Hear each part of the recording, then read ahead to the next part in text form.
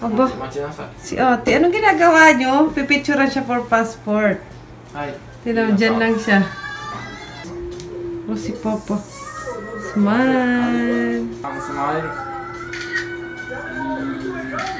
Si Papa nagpicture din niya dyan. Hello? Passport! Oy! Passport! Ba't gumaganon-ganon? Passport nga, di ba? Hello? Passport po ito. まっすぐ気をつけして。はい、こっち向いて。これが Passport po, te. どうしたの？ Like, スマイルはいいよ。はい。 at passport nga, di ba? Like this, don't open your mouth like this. こう。こう。 Like this only, yeah. No, don't open your mouth like this. こっち向いて。 What's Papa? こっち向いて。よし、グッ。 Kawaii ko rin. Cute. Me, you don't take me photo. And hello friends, today is Thursday. Ito, nakalabas din kami. Holiday ngayon dito sa Japan. And hindi ko alam kung lahat ba walang pasok. Pero ito walang pasok ng aking asawa. Ayun siya. Kanina pa ako nag-i-expect na lumabas kami. Anong oras na? Mga 12 na. Kala ko di na kami lalabas, iiyak na sana ako eh. Iyak talaga. Ano kasi nagpicture-picture pala sila kanya ni ate para sa passport ni ate. Japanese passport kasi yan. Tapos expired na yung 5 years ba niya? Ayun. Ayan, pupunta lang kami sa McDonald's. Siguro eat kami ng lunch. Kain na si Bunso. Cheeseburger. Si Papa. Papa, nani haite Papa, Mama wa. Anong tinitingnan ni Bunso? Potato and nuggets. What? Dati. Daming kamay ah. Daming kamay.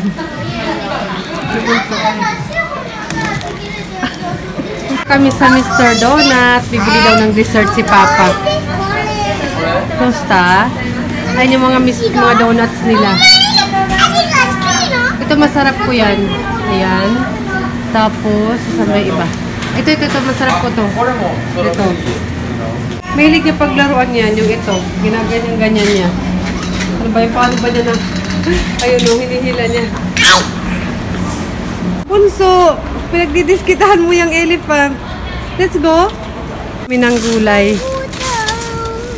Diyan kami bumili ng vegetables. Si Papa yun, pinapak na niya. Namin kakainin yung donut. Singiti ni Bunso. Hati-hati tayo. Strawberry. Ay, arigato. Bunso, taberu? Oishi? Olololol. Masaya na naman si Bunso nakakain ng donuts. Bunso, oishi? Kain tayo. Strawberry siya. Harap. Ganun kami kung bumili. Ano, isa-isa. Mahirap pagsalita pag kumakain. Tapos, ano, hati-hati. Si Papa, yan. Hati-hati naman niya. Jackie-san, hi. Hindi pa nga ako tapos eh. Jackie, hi. Dalawa na. Bunso, ah. Iwan?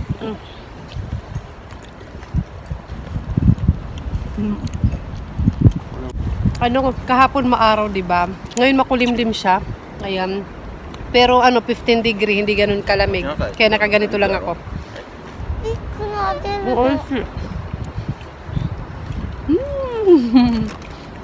There one hati-hati. Tatlong peraso binili namin eh. Nakabantay na si Bunso. Okay na. Thank you. Pauna ko ng kape ko. Ito yung binili ko sa 100 yen shop kahapon, di ba? Yung lalagyan. Ayan. Maganda siya kasi ano, pwede ko siyang dalhin na ganito lang. Ito. Ganda. Open natin. Coffee. Ang sweet nyo po. Ang init na. Si Bunso. May payong doon sa likod. Kanino yun?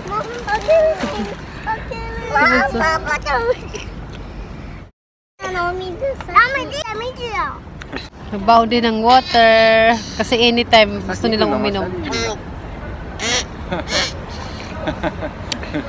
You like Papa? Coffee. You try my coffee. Special. Alala, nag-aaway. Yun na, try niya yung coffee ko. Yun, uminom din. Doon na sila. Itinan nila yung bulaklak doon. Yung basura. Dito talaga sa akin tinabi. Ako na yung taga-tapon eh. Ang tinitingnan nyo, flower. Ang ganda oh. Papa, Ang ganda ng kulay niya. Bunso, ate. Si Bunso, anong ginagawa?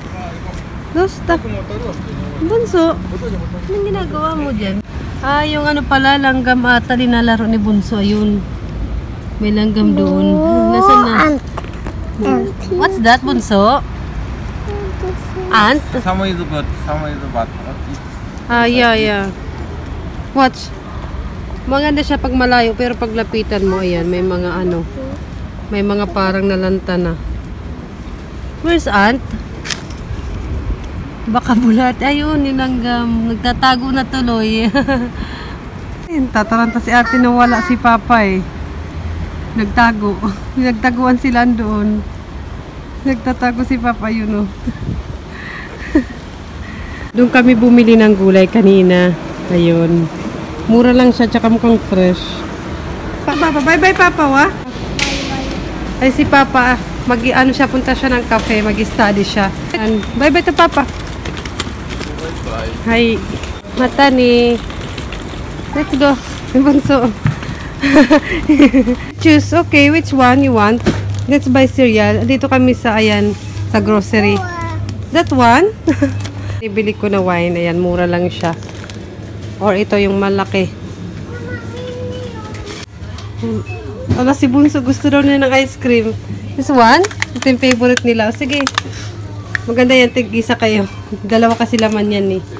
Okay. Ayan, walking na kami pa uwi. Mabuti hindi umuulan. Si Bunso, ayun.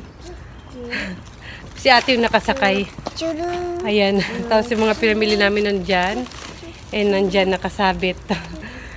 Ayan, si Papa ando nag-i-study na. Pag free time ni Papa, ayun, nag-i-study yan siya. Kung ano gusto niyang gawin, ganun. Ay na kami yung mga plastic na pinamili. Anong ginagawa ni Bunso?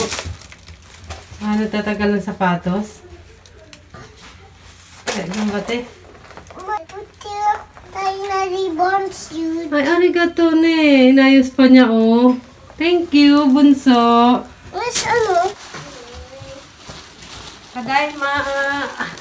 Yan, bahay na kami. Ayan, suot ko pala itong bigay ni Sis Krisha. Hello sis, suot ko yung bigay mo. Ayan, yung cardigan ba to? Maganda siya ngayong ano, pag ganitong panahon. Kasi 15 degree ngayon, medyo malamig na lang. Kaya pinapawisan ako sa paglakad kasi nakasweater pa ako nito. Sapat na rin pala. Hala, naghubad talaga ako sa harapan ng camera. Nakaganito naman ako eh. All black talaga, te. Ayun. 1 PM na kami lumabas ng bahay noon. Tapos ngayon mga 2 na ba? Lalagay ko lang dito sa screen. Ang bilis lang ng oras. Feeling ko mga 10 pa lang. 10 AM. So dito yung mga pinamili kong gulay. Mabuti nakadaan ako doon. Gustong bumili. Parang every Thursday may tinda doon sa labas ng mga gulay ganito. Maganda siya pag pag gusto kong bumili mabilisan lang. Kasi naka-stroller lang. Tapos bibili na ganun. Or naka-bike. Haul ko lang mabilisan to. Mini haul. Kasi konti lang naman to pinamili ko. Tapos nakita ko to doon. Parang petchay siya sa atin. Shiro na in Japanese. Pero parang petchay siya sa atin. Yung petchay na, alam ko pagkaluto nito, nilalagay sa may sabaw or ginigisa ko. Parang ina-adobo something. Hindi ako sure. Inamoy-amoy, no? Para siyang, ayan, oh. Meron to sa atin, di ba? Hindi naman siya lettuce. Ayan. Parang inamoy-amoy ko pa.